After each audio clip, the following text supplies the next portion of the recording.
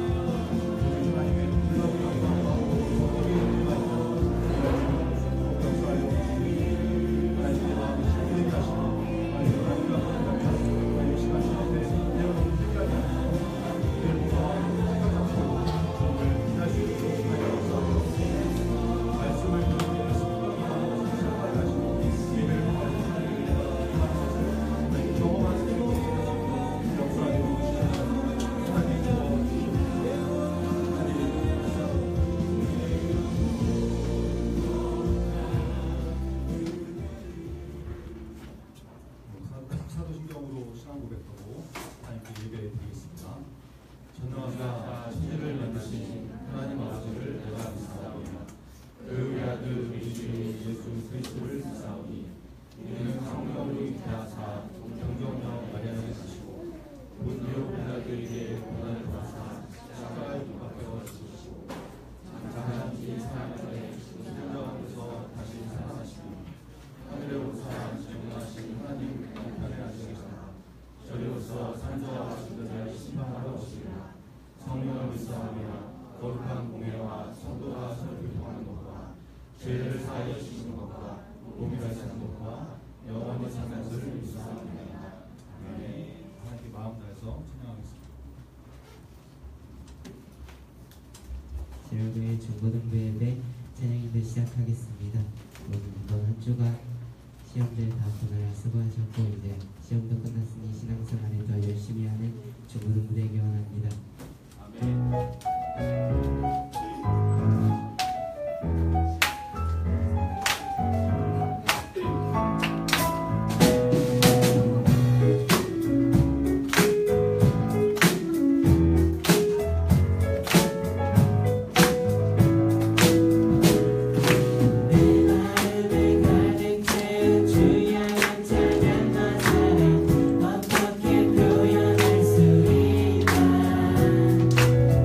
수많은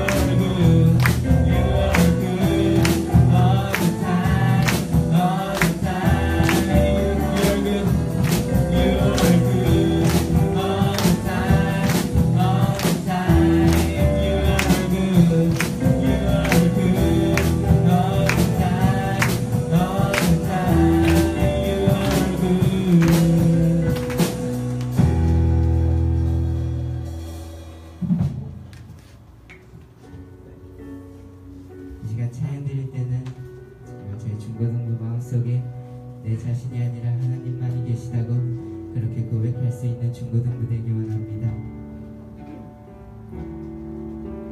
이제는 내가 없고 오직 예수님만 내 안에 살아계신 오직 예수님만 찬양하며 살리라 예배하며 살리라 내 안에 계시는 오직 예수님만 이제는 내가 없고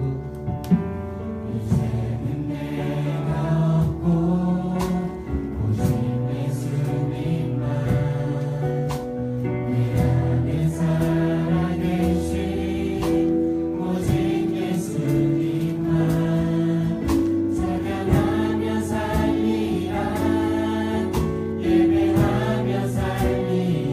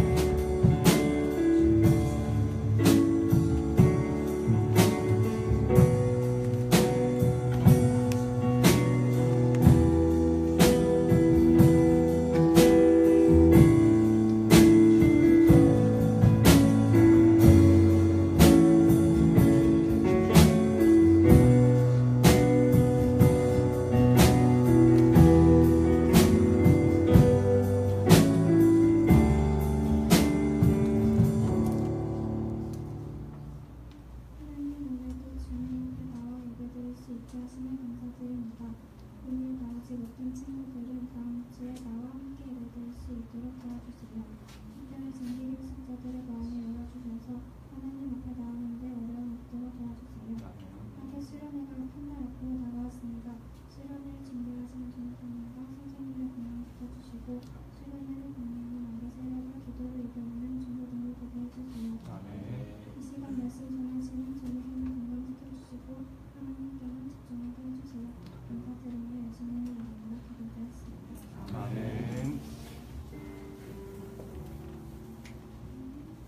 잘 준비하신 한분들일 때 찬송가 208장 주의 나라와 함께 찬송드리시겠습니다.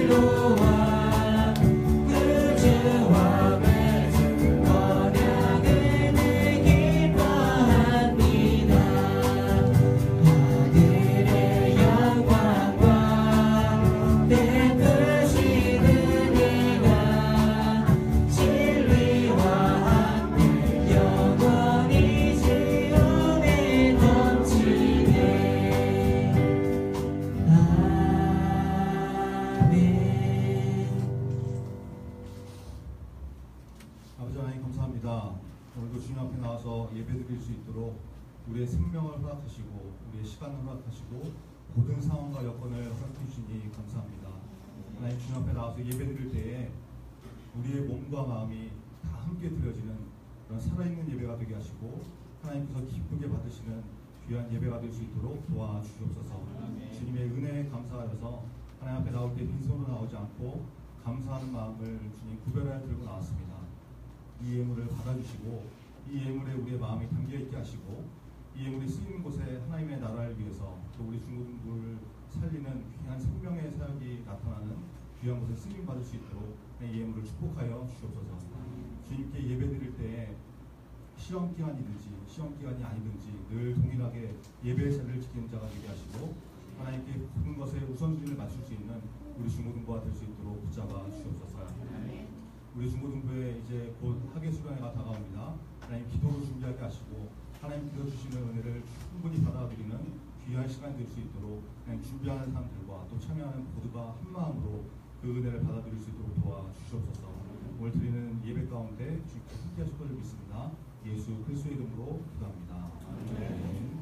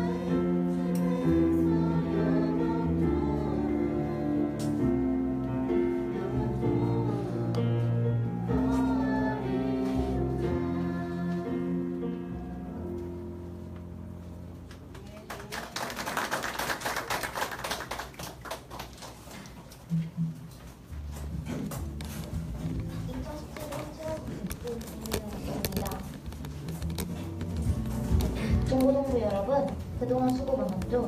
이제 한숨 돌리면서 다시 마음을 다잡고 신앙생활에 열심을 내어보시기 바랍니다. 주일 예배는 물론이고 토요일에는 토요일이적 논의도 있으니 관심 있는 분들의 많은 참여를 바랍니다. 오늘 오후에는 선생님들과 학생 임원들이 함께하는 연석 회의가 있습니다. 출연해서 마지막 회의이오니 선생님들과 임원들은 꼭 참석해 주시길 바랍니다. 장소는 1층 세미나실입니다. 따라 4일부터 5일까지 2박 3일간 진행되는데요. 오늘 넘치는 유익한 시간이 되도록 기도를 준비해 주시기 바랍니다. 특별히 안전을 위해 기도해 주시고 프로그램을 준비하신 선생님들과 둘째날 특강과 집회를 담당하는 BJ 워십팀을 위해서도 기도해 주세요. 10시 기도를 통해 함께 기도하는 중고동부 됩시다.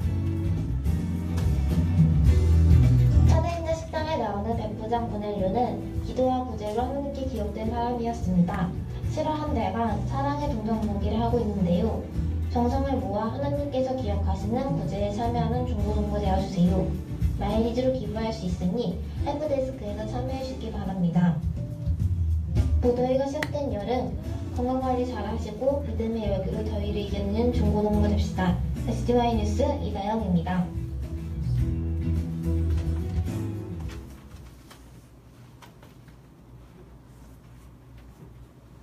뭘로 기도하는 걸까요? 우리의 내면적인 진실성을 가지고 기도하는 걸까? 내 속에는 깊은 본질적 자아가 하나님을 향하여서 그렇게 기도하고 있는 것일까? 아니면 숨은 동기로 꽉 차 있는 내 욕망과 내 세속적인 관점에서 하나님께 기도하고 있는 것은 아닐까? 지금 왜 우리의 기도의 역사가 없는 거예요? 세속화가 덜 된 지역에 가면요, 지금도 굉장히 강력하게 성령의 역사가 일어나고 있습니다. 우리가 얘기하고 우리가 지금 과거에 들었던 그 수없이 많은 신유, 기적 이런 역사들이 일어나는 이유가 뭐냐? 그 구하는 자가 하나님 앞에 정결하고 깨끗한 자들이라서 그래요. 내면적인 옛사람을 벗어버리고 마음을 새롭게 함으로 변화를 받아 새로운 사람으로서의 모습을 갖추고 있기 때문에 그러면 어떻게 우리가 이 거짓자 오랜 시간 동안 이 만들어진 나를 벗겨내고 하나님 앞에 정결하고 깨끗한 참자를 어떻게 찾을 수 있을까? 그 중에 하나가 침묵입니다. 여러분이 모든 것을 스탑하는 거예요. 내 안에서 수없이 많은 생각들이 흘러나와요. 그게 아까 말한 예수님이 말씀하신 음란함, 욕심, 도적질, 수없이 많은 것들, 좋은 생각도 있지만 나쁜 생각이 더불어서 막 올라온다고요. 그러니까 침묵 기도는 우선 그 내 내면에서 흘러나오는 것들을 보는 거예요. 두 번째, 그 흘러나오는 것들을 흘려보내는 거예요. 그걸 버리는 거예요. 그래서 내 내면을 비우는 거예요. 깨끗하게. 그러면 깨끗하게 비우면 비울수록 우리가 하나님 앞에 정직하고 진실한 자로 설 수 있게 되는 거죠. 그때 우리의 기도는 힘을 받는 거예요. 그리고 우리의 의지도 능력이 생기는 거예요.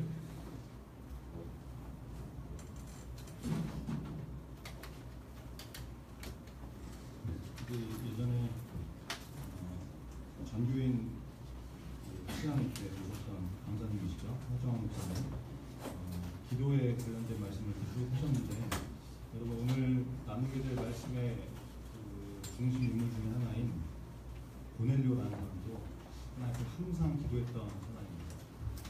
하나님께서 기도하는 사람의 기도를 들으시고 또 응답하시고 꼭 그 인생과 함께 한다는 것을 좀 경험하는 중고등부가 됐으면 좋겠습니다. 어려서부터 여러분 기도할 때 하나님께서 그것을 기억하시고 들으시고 응답하신다는 것을 꼭 기억하시고 체험하시고, 그래서 우리의 신앙생활이 하나님께 정말 기도로 풍성하게 세워질 수 있는 중고등부 너무 좋습니다. 네, 우리 주보 한번 같이 보시죠. 웨스트민스터 소개된 문장인데요. 26번 제가 읽고 여러분이 하고 같이 한번 읽겠습니다. 웨스트민스터 소개된 문장 26번. 그리스도는 왕의 직분을 어떻게 행하십니까? 그리스도는 우리를 자신에게 복종시키고 우리를 다스리고 보호하며 자신과 우리의 모든 원수를 제어하고 정복함으로 왕의 직분을 행하십니다. 예수 그리스도의 상중직 왕에 대해서 나왔는데 잘 기억하시고, 세상의 모든 권세는 다 하나님 앞에, 예수님 앞에 무릎 꿇을 수밖에 없다는 거 잘 기억하시고 우리에게도 그 예수님을 왕으로 보실 수 있는 중보는 되는 것 같습니다. 자, 우리 예배를 위해서 같이 기도하죠. 오늘 드리는 예배 가운데 하나님께서 주시는 은혜를 잘 깨닫고 또 말씀도 좀 알아들을 수 있도록 성령님께서 도와주셔서 우리가 하나님의 말씀에 순종하며 살 수 있도록 결단하며 나갈 수 있는 그런 시간이 되게 해달라고 우리 예배를 위해서 말씀 듣는 우리 자신을 위해서 같이 기도하겠습니다. 하나님 감사합니다.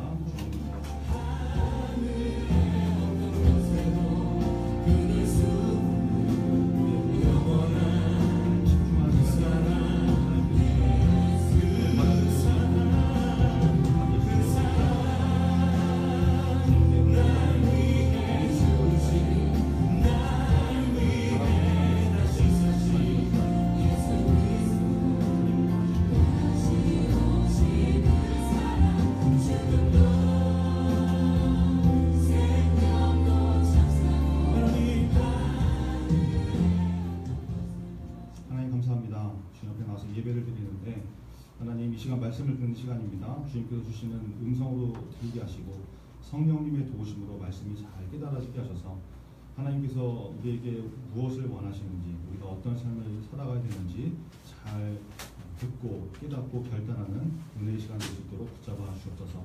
하나님 설교 시간은 코미디 시간이 아닙니다. 개그 시간이 아닙니다.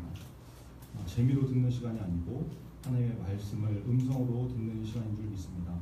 하나님 우리 마음 가운데 재미에 집중하는 것이 아니라 하나님의 말씀이 무엇인지 정말 그 진리에 대한 목마름과 하나님께서 주신 은혜에 대한 갈급함으로 이 예배를 대할 수 있게 하시고 말씀을 들을 수 있도록 도와주시옵소서. 사도행전 10장에 보니까 베드로가 고넬료의 집에 말씀을 전할 때 그 말씀을 듣는 사람들에게 하나님의 성령이 임했다는 것을 우리가 말씀을 통해서 발견합니다. 하나님 이 시간 선포되는 말씀을 통하여서 하나님의 성령이 임하는 시간 되게 하시고 성령의 갈급한 우리가 하나님께 온전히 집중하여서 성령 충만한 인생이 되는 귀한 주님이 될 수 있도록 역사하여 주옵소서. 예수 그리스도의 이름으로 기도합니다. 아멘. 네, 오늘 주시는 하나님 말씀은 사도행전 10장 17절부터 33절의 말씀입니다. 사도행전 10장 17절부터 33절입니다. 사도행전 17절부터 33절의 말씀 저와 여러분이 한 절씩 기록하겠습니다. 사도행전 10장 17절부터 33절. 베드로가 본 바 환상이 무슨 뜻인지 속으로 의아해하더니 마침 고넬료가 보낸 사람들이 시몬의 집을 찾아 문 밖에 서서 베드로가 그 환상에 대하여 생각할 때 성령께서 그에게 말씀하시되 두 사람이 너를 찾으니 일어나 내려가 의심하지 말고 함께 가라. 내가 그들을 보내었느니라 하시니 베드로가 내려가 그 사람들을 보고 이르되 내가 곧 너희가 찾는 사람인데 너희가 무슨 일로 왔느냐. 그들이 대답하되 백부장 고넬료는 의인이요 하나님을 경외하는 사람이라. 유대 온 족속이 칭찬하더니 그가 거룩한 천사의 지시를 받아 당신을 그 집으로 청하여 말을 들으려 하니라 한대. 베드로가 물러 들어가 미숙하게 아니라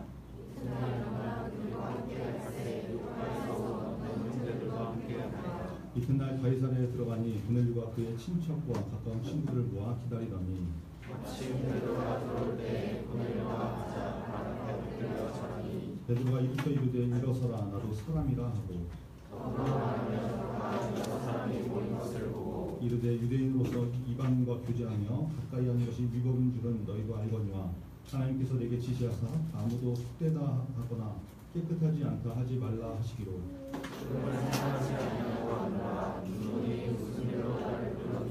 고넬료가 이르되 내가 나흘 전 이맘때까지 내 집에서 제9시 기도를 하는데 갑자기 한 사람이 빛난 옷을 입고 내 앞에 서서 말하되 고넬료야 하나님이 내 기도를 들으시고 내 구제를 기억하셨으니 사람을 요바에 보내어 베드로라는 시몬을 청하라. 그가 바닷가 무두장의 시몬의 집에 유숙하느니라 하시기로 내가 곧 당신에게 사람을 보내었는데 오셨으니 잘하였나이다. 이제 우리는 주께서 당신에게 명하신 모든 것을 듣고자 하여 다 하나님 앞에 있나이다.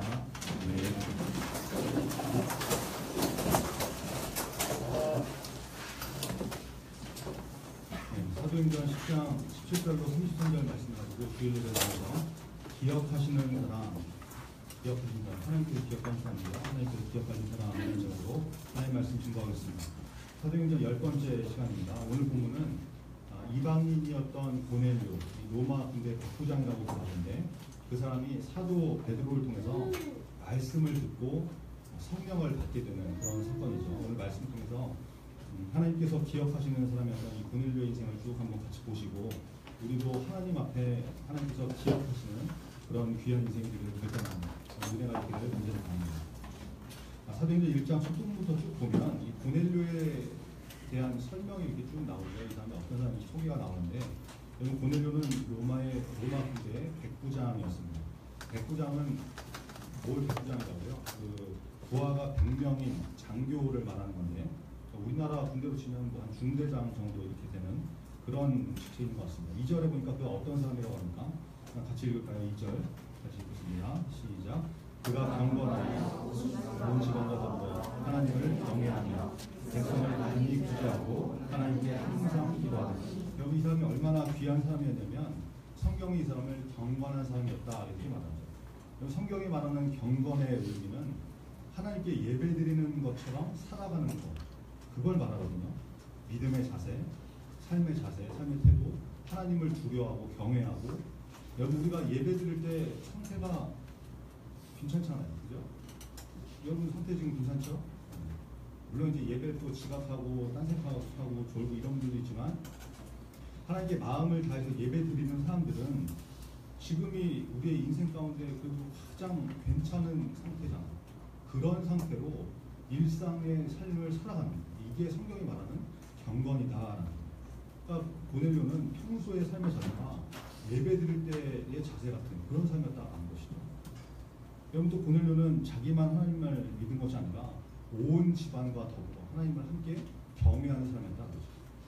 고넬료 때문에 그 집안 사람들이 전부 다 예수 믿게 된 건지 하나님 섬기게 된 건지 이거는 정확하게 나오지 않아서 알 수 없지만 적어도 고넬료 때문에 많은 사람들이 영향을 받고 그 가정들이 좋은 영향력이 이렇게 쌓였다는 것은 우리가 충분히 짐작할 수 있는 부분이죠.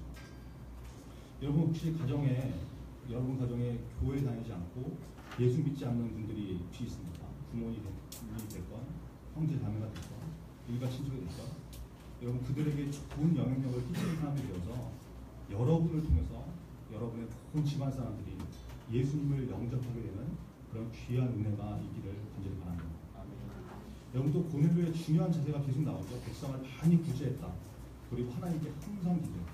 구제와 기도. 여러분 성경이 기록될 당시에는 이 말씀이 기록될 당시에는 이스라엘이 로마의 지배를 받고 있었잖아요. 그렇죠?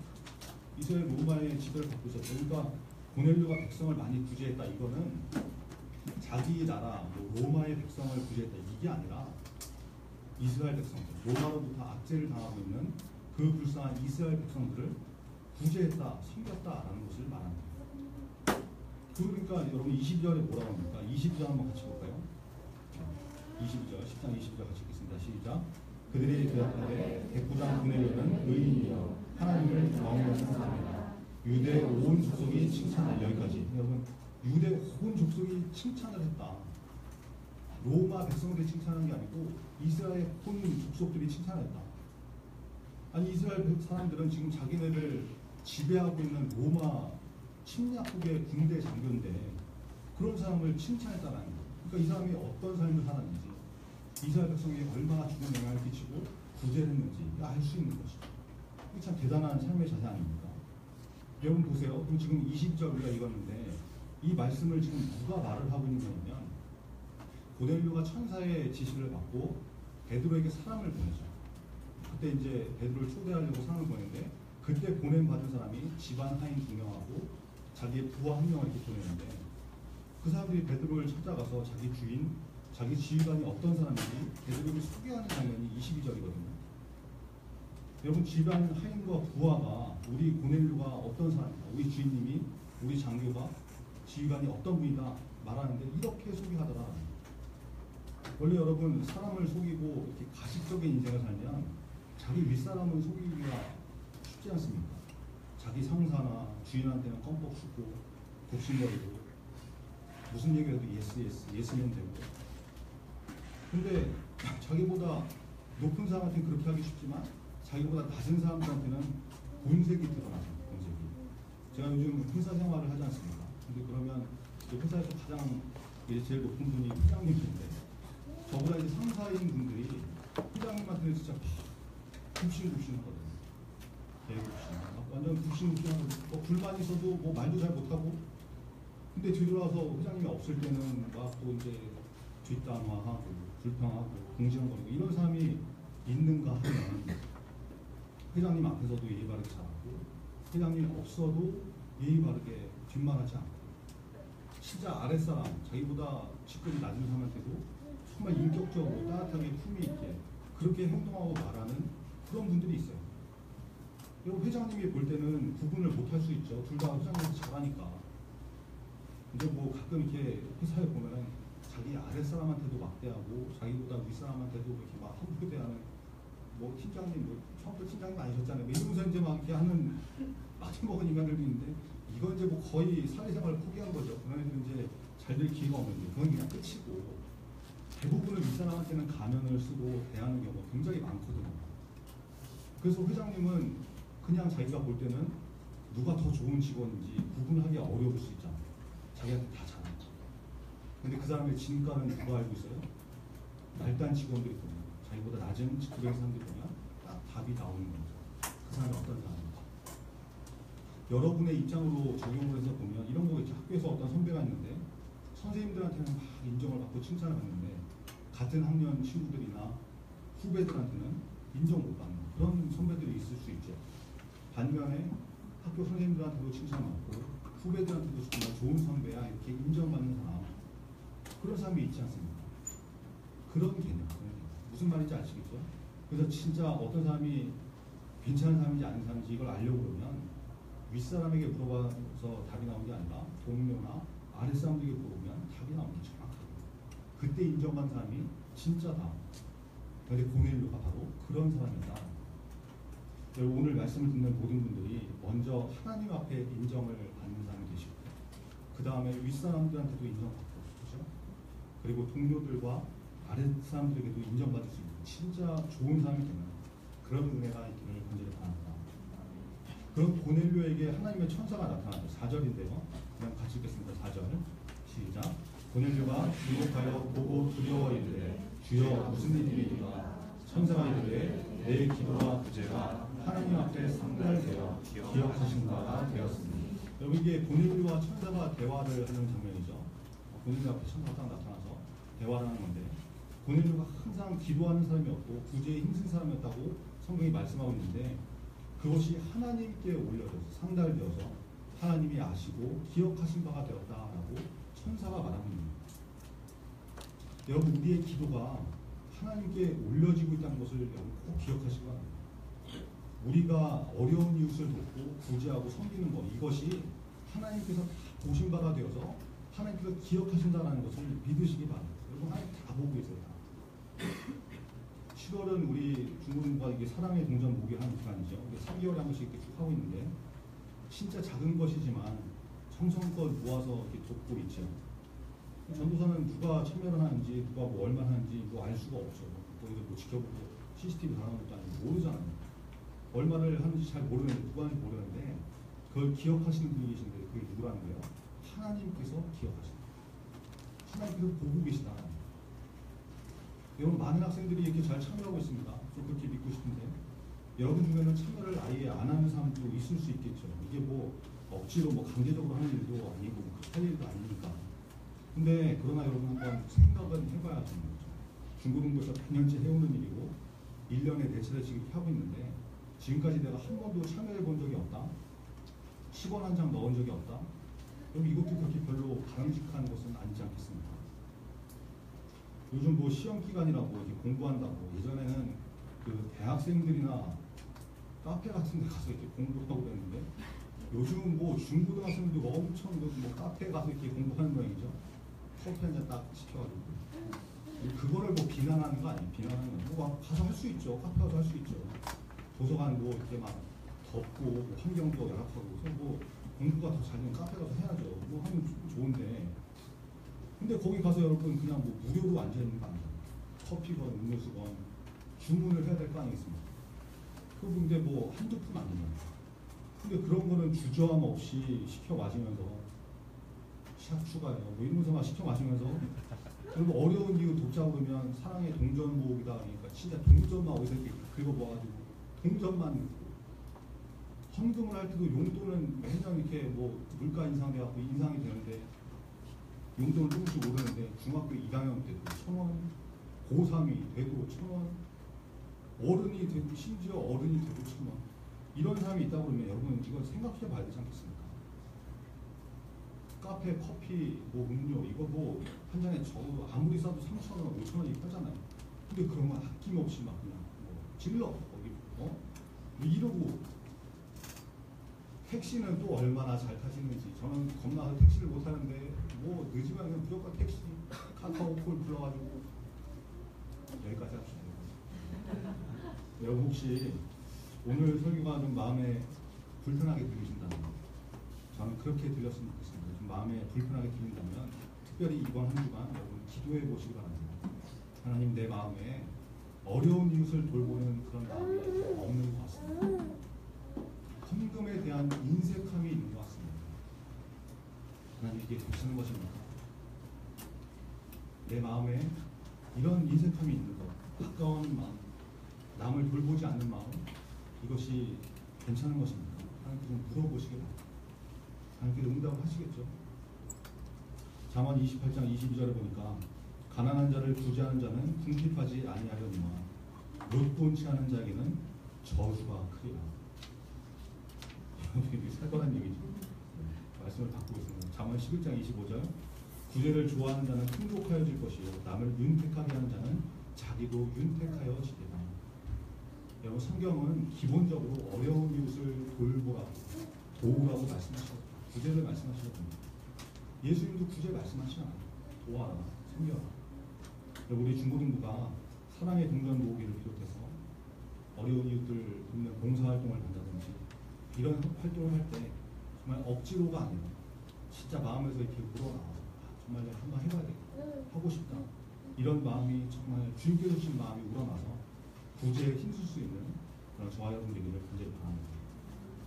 자, 하나님의 천사가 고넬료에게 이제 베드로가 요바에 있다고 사람을 보내서 베드로를 청해라 했죠. 그때 이제 뭐 이렇게 어디 집에 있다까지 이렇게 정확하게 얘기하셨습니까? 그 무두장이 시몬의 집에 있다고. 근데 여러분 무두장이라는 거는 그 가죽을 세공하는 사람이거든요. 이게 가죽을 가지고 제품을 만드는 그런 역할도 했겠지만 그거보다 먼저 짐승에게서 가죽을 벗겨내고 그러면 거기에 이제 뭐 살점도 묻어있고 털도 묻어있고 막 이러잖아요. 그거를 이제 다 떼고 가공하는 그런 역할을 한 사람이 무두장이었는데 이런 사람은 지금이야 뭐 직업에 귀천이 없다고 하지만 그 당시에는 뭐 직업에 귀천이 다 있었잖아요. 이스라엘에서 이 무두장의 직업은 정말 낮고 천한 직업이었거든요. 근데 그런 사람의 집에 베드로가 가서 유숙했다, 머물렀다라는 건 뭐예요? 마치 예수님께서 정말 창녀나 창기들의 친구가 되어주시고 세리의 이웃이 되어주시고 친구가 되어주셨다. 문둥병자들 아무도 가까이 하지 않는 그 사람들을 가까이 하시고 만져주셨던 그 예수님의 모습처럼 베드로가 지금 그렇게 하고 있다는 거예요. 그 낮고 천한 집에 가서 머무르면서 그 사람의 친구가 되어주고 그 사람과 같이 생활을 했다. 이것도 굉장히 중요한 메시지가 되는 거죠. 우리의 삶이 어떠해야 됩니까? 그렇게 초청을 하면서 얘기를 합니다. 이제 하인 두 사람하고 부하 한 명, 이렇게 세 사람을 요바로 보냈는데 이 사람들이 요바로 갔을 때 거의 다 도착을 했는데 그때가 이제 제6시라고 나오죠. 우리 시간으로 몇 시입니까? 이걸 더하면 12시니까 정오쯤 됐겠죠. 점심시간이 다 됩니다. 그때 베드로가 지붕에 올라가서 기도를 했다라는 것이죠. 여러분 유대인은 늘 반복되게 얘기하지만 하루에 3번 시간을 정해서 기도했다고 그랬죠. 제3시, 제6시, 그리고 제9시. 우리 시간으로 따지면은 오전 9시, 점심 12시, 오후 3시 이렇게 되는데 이렇게 하루에 3번을 시간을 정해가지고 기도하는 그런 습관이 있었거든요. 그 베드로가 그 습관을 따라서 정오에 이제 기도를 하다 보니까 점심시간 되면 이제 좀 허기가 지죠. 배가 고프죠. 그래서 이제 배가 고픈 상황이 되는데 기도를 이제 하는데 집에 있는 사람들이 또 점심시간 되니까 음식을 막 준비했을 거 아니에요. 전도 붙이고 그러니까 이제 냄새가 나고 이러니까 근데 음식 냄새 나보니까 배가 고프겠죠.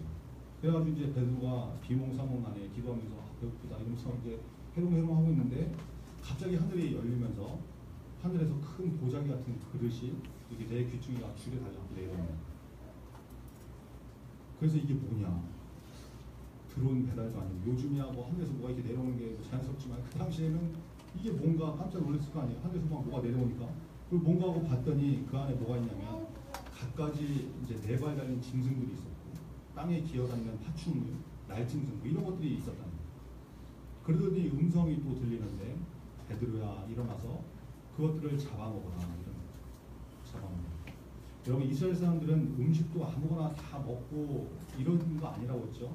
레위기 11장에 보면 11 이 젓가락 모양이지만 이건 이제 음식에 관한 규정이 들어있다고 기억하면 되는데 레위기 11장에 보면 거기 하나님께서 먹어라 먹지 말아라 하는 음식들이 쭉 이렇게 기록이 되어 있습니다. 그래서 유대인들은 음식을 먹어도 그냥 밤대로 먹고 마시고 이런 게 아니라 그 율법에 정해져 있는 대로 하나님께서 먹으라고 하신 것만 먹고 그렇지 말아라 그러면 안 먹었다는 거예요.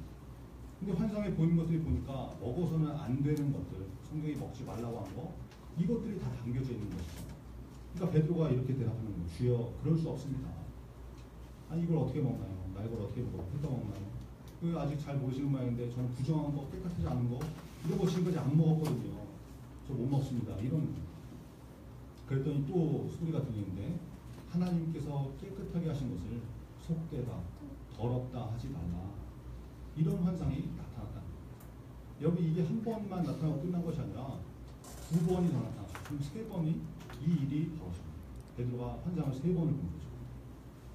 여기 이 부분에서 다시 한번 우리가 짚고 넘어가야 되는 게 있는데 지난주에 우리가 말씀 나누면서 아나니아라는 사람을 살펴봤었죠.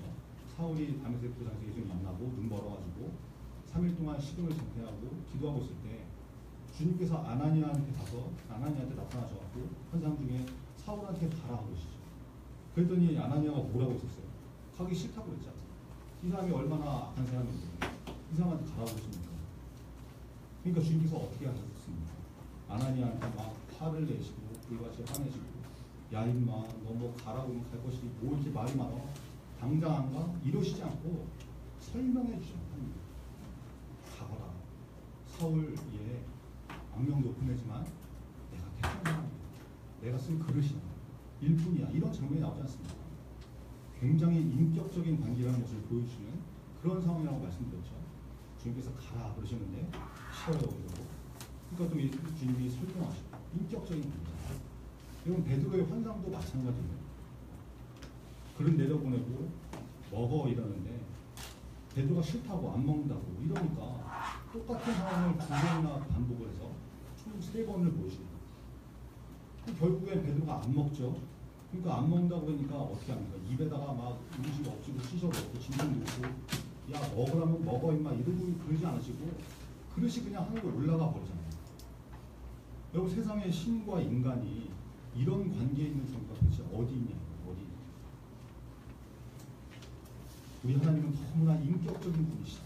그렇죠? 여러분 부모님도 이렇게 가끔 노크 안 하시고 여러분 방송에 이렇게 여러 착겨가지고 들어가셔갖고 서로 이렇게 당황하는 일이 벌 수가 있지만 여러분 예수님은 우리의 마음 문도 함부로 열고 들어오지 않으세요.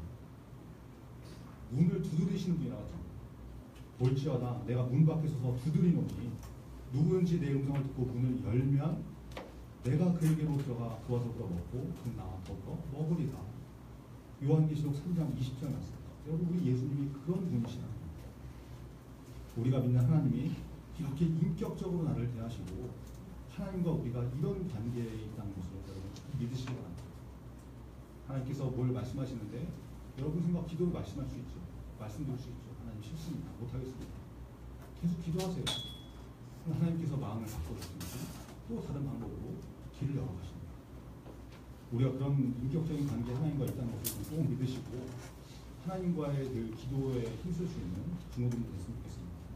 여러분 베드로가 이런 환상을 보고 이게 뭔가 무슨 뜻인가 본다고 했는데 그때 사람들이 다 도착을 합니다. 고넬료가 보낸 사람들이 온 것이죠. 여러분 사도행전 9장에서도 방금 전에 언급했던 아나니아가 주님께서 사울한테 가라고 말씀하시고 그 일이 벌어질 것을 사울한테도 기도 중에 이렇게 알려주셨지 않습니까? 그래서 성령이 역사하시면 일방적으로 강압적으로 되기보다는 양쪽에 다 사인을 주신다든지 얘기를 전했을 때 그게 성령의 음성으로 들려지게 이렇게 하시는 일이 있다고 지난주에 그렇게 얘기했잖아요. 그래서 예를 들었던 게 뭐예요? 믿음 좋은 좋아 보이는 사람이 자기가 뭐 기도했더니 하나님 너랑 나랑 사귀라고 하셨다, 결혼하라고 하셨다. 이거 다 사귀고 뻥이니까 소원해보지 말라고 예를 들어서 말씀을 드렸지 않습니까? 기억나시죠? 여러분 오늘 본문에도 똑같은 동일한 상황이 벌어진 거예요. 고넬료에게 천사가 나타나서 베드로를 추천해라 말씀하시고 베드로한테는 환상을 보여주면서 앞으로 벌어질 일들을 알려주시는 거예요. 사인을 주시는 거예요. 성령님께서 하시는 일들은 이렇게 순적하게 톱니바퀴가 마저 돌아가듯이 이루어진 경우가 굉장히 많아요. 인격적으로 하시기 때문에. 여러분 이것을 다시 한번 기억하시고 인생을 통해서 하나님께서 인도하시는 그 놀라운 일들을 잘 경험하며 나갈 수 있는 저와 여러분들이 되길 바랍니다. 자, 이렇게 해서 베드로가 고넬료를 만나러 가죠. 가봤더니 고넬료가 어떻게 합니까? 친척과 친구들을 이렇게 불러모아가지고 베드로를 기다리고 있었죠. 왜 그 사람들을 모아서 기다렸습니까? 베드로를 통해서 증거되는 하나님의 말씀을 듣기 위해서 그랬던 것이죠. 하나님 말씀을 듣는 일에 자기만 하는 것이 아니라 친척들 보고 친구들 보고 그래서 같이 모아서 함께 듣도록 했다. 하나님께서 보실 때 이게 중요한 자세이기 때문에 귀한 자세이기 때문에 굳이 성경에 기록을 해놓으신 거 아니겠습니까? 저 여러분도 하나님 말씀 듣는 일에 우리 자신부터 말씀 듣는 거에 힘쓰시고 또 우리 주변에 있는 사람들한테 권하시고 전도할 수 있는 그런 저와 여러분들이 바랍니다. 베드로가 이렇게 오니까 고넬료가 어떻게 하죠? 25절인데요. 25절 한번 같이 읽겠습니다. 25절 시작. 마침 베드로가 들어올 때에 고넬료가 맞아 발 앞에 엎드려 섰습니다. 여러분 고넬료라는 사람이 베드로한테 괜히 절을 했던 게 아니에요. 부하 100명인 장교가 뭐 아무한테나 엎드리겠습니까? 베드로가 지금 하나님의 말씀을 전하는 그런 자로 하나님의 메신저로 방문한 거 아니에요. 그러니까 말씀을 들고 온 그 권위에 엎드려서 절한 것이죠. 그랬더니 베드로는 어떻게 합니까? 26절인데요. 26절 같이 읽겠습니다. 시작. 베드로가 일으켜 이르되 일어서라 나도 사람이라. 베드로가 그들을 일으켜 세웠다는 거예요. 그러지 말라고. 나도 평범한 사람일 뿐이라고 이러더라는 거예요.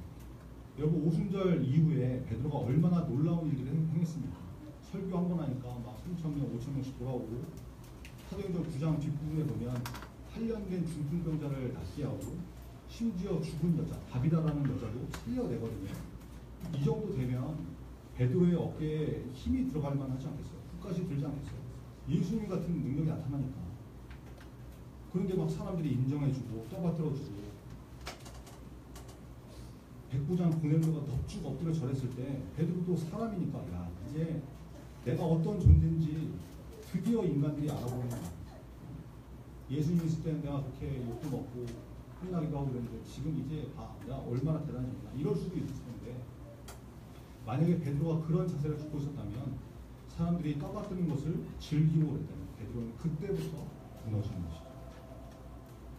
여러분 베드로는 그것을 알고 있었습니다. 그러면서 5장 5절과 6절에 보니까 젊은 자들아 이와 같이 장로들에게 순종하고 다 서로 겸손으로 허리를 동이라.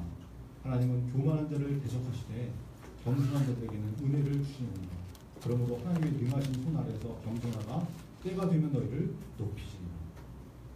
교만하면 끝장난다는 것을 베드로가 알고 있었다. 그리고 능력의 근원은 나에게서 나오는 것이 아니라 하나님으로부터 예수 그리스도로부터 나온다는 것을 알고 있었기 때문에 베드로가 그것을 누리지 않고 고넬료도 일어난다. 나도 사람이라고 그렇게 말하는 것이죠. 여러분 가운데 혹시 여러분 자신을 통해서 뭔가 역사가 나타나는 것 같고 능력이 나타나는 것 같고 사람들이 정말 너 최고다 수표 세워주고 인정해주는 사람이 있습니까? 그래서 교만한 마음이 나도 모르게 틈타는 사람이 있습니다. 그때 주의하시기 바랍니다.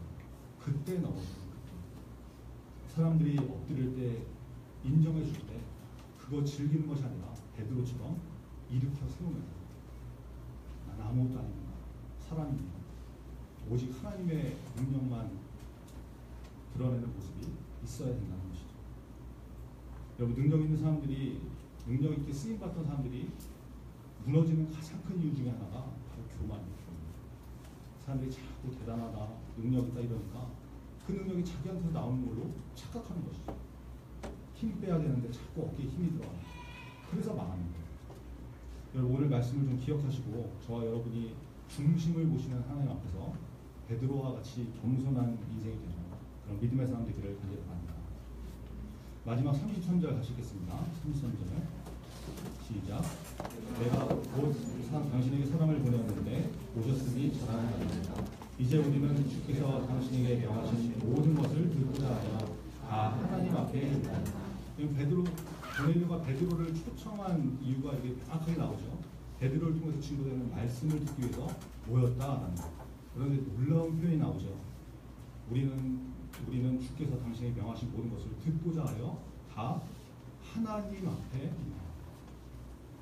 여러분 보세요. 지금 고넬료는 실제로 누구하고 대화하고 누구 앞에 서 있는 거예요? 베드로 앞에 서 있죠. 근데 뭐라고 말합니까? 하나님 앞에 있다라고 말합니다. 하나님을 경외하는 사람은 말씀을 대할 때 자세가 어떠하다라는 것을 보여주는 것이죠. 여러분 우리는 어떤 마음으로 말씀을 대하고 있습니까? 고넬료와 같은 마음, 이런 자세가 있습니다. 말씀은 하나님 앞에서 듣는 것입니다. 그래서 말씀 듣는 자세가 그 사람을 결정하게 되었습니다. 다른 자세로 말씀을 들어야 됩니다. 여러분 교만하면 마음에 뭔가 힘이 들어가 있고 훅가시가 들어가 있으면 자세가 흐트러지게 돼 있어요. 여러분 면접 보러 갔을 때 면접 자세가 흐트러진 거 본 사람 있습니까? 면접관 앞에서 다리 꼬고 앉아 있는 거 본 사람 있어요? 팔짱 끼고 있는 거 본 사람 있어요? 그런 사람 없죠. 그렇게 나오면 뭐 두 가지 중에 하나죠. 취업을 포기했거나 난 여기 회사에 관심 없다 뭐 이런 거 아니겠습니까? 근데 혹시 예배 가운데 다리 꼬고 있는 사람 여러분 중에 있다 그러면 다리 좋은 말 할 때 푸시고 나옵니다. 삐딱하게 앉아가지고 그래 너 어떻게 나오는 보자 이런 사람도 있죠. 마음 가운데 여러분 뭔가 모르는 교만이 들어있는 거예요. 인간적으로 사람 그러니까 앞에 서서 설교하는 사람을 존중하기만 해도 귀하게 여기기만 해도 그런 자세가 나올 수 없잖아요. 근데 말씀은 하나님 앞에 듣는 것이고 하나의 말씀이 증거되는 시간인데 우리가 자세가 그렇다고 보면 우리의 마음의 정치가 무엇인지 생각해 봐야 되지 않겠습니까? 여러분 고넬료가 베드로 앞에서 말씀드릴 때 자세가 어땠겠습니까? 안 봐도 비디오죠. 가장 예의 바른 자세. 아마 로마 황제 앞에 서 있는 것 같은 그런 자세로 말씀을 들었습니다. 왜 그렇습니까? 고넬료는 말씀 전하는 사람 베드로 앞에 서 있는 것을 하나님 앞에 서 있다라고 말하는 사람이었기 때문입니다. 그렇죠? 여러분 고넬료는요 말씀을 듣는 것이 하나님 앞에 듣는 것이다 라는 자세가 있는 사람이었습니다. 하나님께서 그 마음을 귀하게 여기십니다. 좋은 땅과 같은 마음이죠. 그런 자세가 있을 때 말씀의 열매가 100배의 결실을 맺게 됩니다. 저와 여러분이 이 고넬료의 자세로 말씀을 대할 수 있는 그런 믿음의 사람 되기를 간절히 바랍니다. 기도하겠습니다. 고넬료는 하나님을 경외하는 사람이었습니다. 경외는 공경하면서 두려워하는 것이죠. 백성들을 구제하고 하나님께 항상 기도합니다. 하나님을 경외하는 사람입니다. 그것을 하나님께서 보시고 기억하신다라고 말씀합니다. 우리는 누구에게나 기억으로 남게 되죠.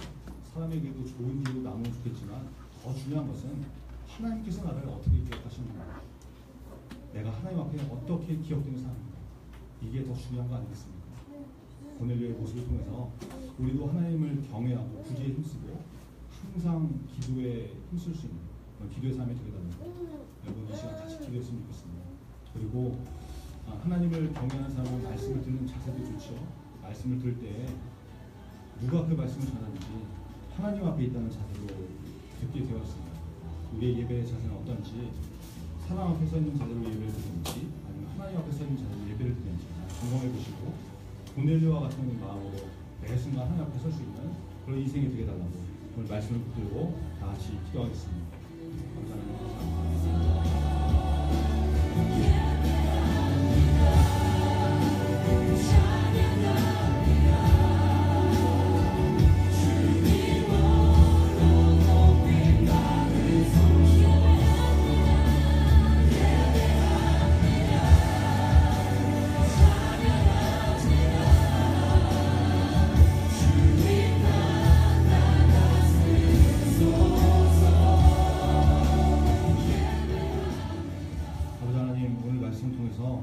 베드로의 경선을 깨닫습니다.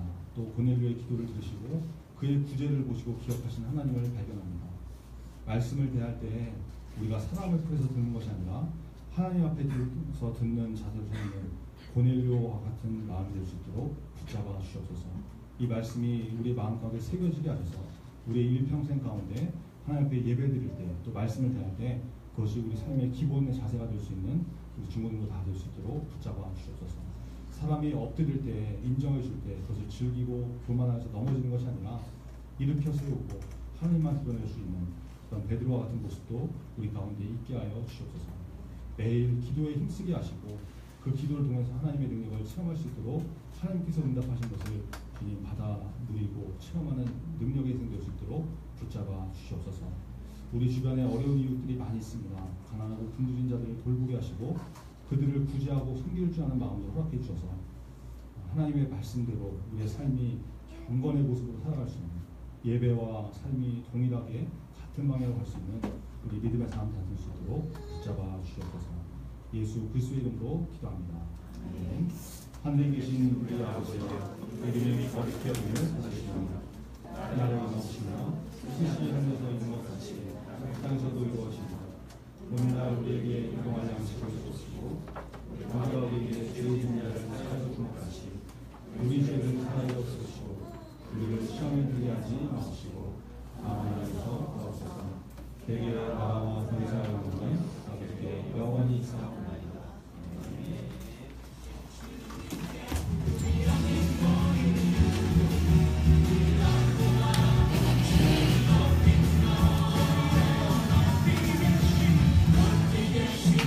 Amen.